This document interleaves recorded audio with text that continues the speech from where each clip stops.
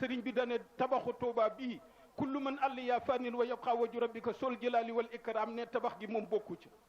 tabaxu Tuuba gi moom bokkul ci li addunay fab sëriñ bee wax ne nii lañ koy yëkkatee dugal àjjana nee ni ngunul ganaar ñàkke daraja ci adduna nag noonu la jumaa ji ñàkk daraja ca àjjana ndax dara yi adduna du feeñ ca àjjana waaye nag ku fi def sa dërëm wala leneen mu yóbbaale sa jëf noonu lay dugge àjjana waaye bokkul ci la adduna moom xaadimul Mustafa ko bind bannaa liyal baaxi binaa an baaxiya bi xayri add min lil jinaani raaxiya dañ koy yëkkati ba àjjana waaye moom bokkul ci la adduna moom kon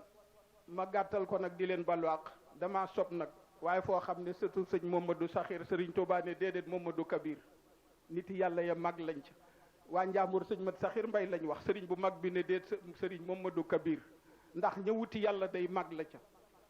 sëriñ Sam Mbay nag waxuma la dara waaye ku dëkk Louga rek ab sang nga ndax mag ñi dañ ne fóore doom ja fóore la soxna sa fóore la xarit ba fóore la wa kalbul ulamaawu sax kal ulamaawu fil kilaab kon doomi sëriñ Sam Mbay fu mu toog di fa waxuk lii fa kug ak laam sob rek la waxuma la kii taqoog moom nag man xaraba sayun fa wa min fu